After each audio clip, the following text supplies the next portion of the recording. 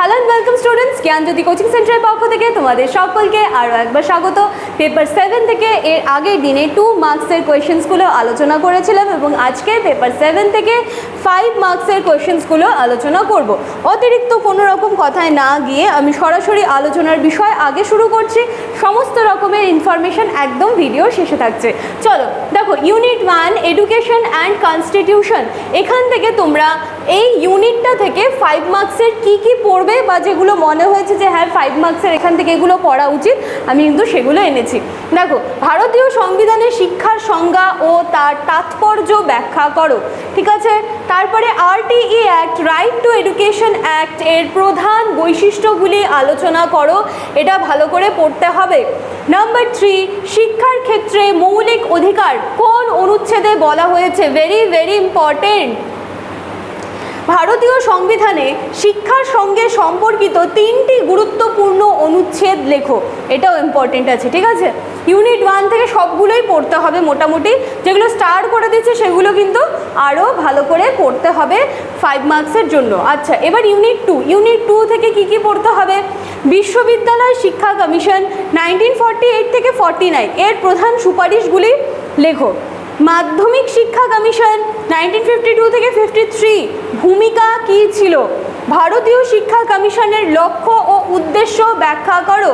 স্বাধীনতা পরবর্তী ভারতের প্রথম শিক্ষা কমিশনের নাম লেখো এবং তার অবদান আলোচনা করো। ভালো করে এটা পড়বা এবং মাধ্যমিক শিক্ষা কমিশন ভালো করে দেখে যেতে হবে, ঠিক আছে। মোটামুটি এবার যে শিক্ষা কমিশনগুলো আছে দেখে যেও, কোনোটা কিন্তু বাদ দিয়ে যেও না, সুপারিশগুলো ভালো করে দেখবে সব কটার। ক্লিয়ার আছে? দেখে নাও।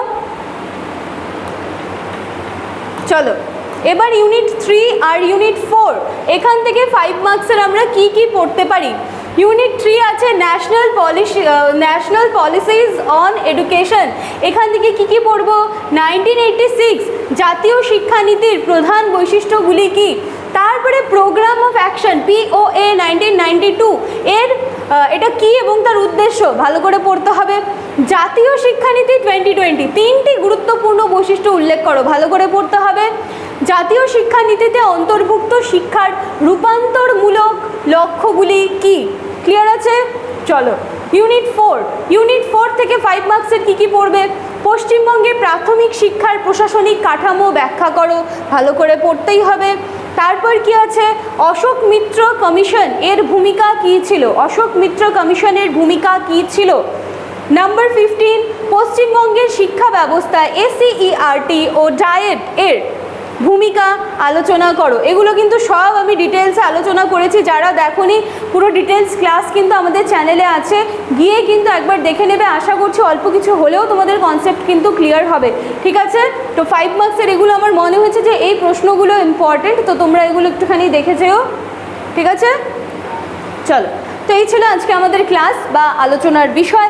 দেখো লাস্টের স্লাইডে তোমরা দুটো কন্ট্যাক্ট নাম্বার দেখতে পাচ্ছ, যে কোনো একটি নাম্বারে কল করে তোমরা আমাদের সাথে সরাসরি যোগাযোগ করে নিতে পারো, ঠিক আছে। কোশ্চেন্সগুলো নিয়ে পড়াশুনো শুরু করে দাও, এক্সাম কিন্তু আর বেশি দিন নেই। চলো আজকের ক্লাস বা আলোচনার বিষয় এখানেই শেষ করছি, দেখা হচ্ছে নেক্সট দিনের ক্লাসে। Thank you.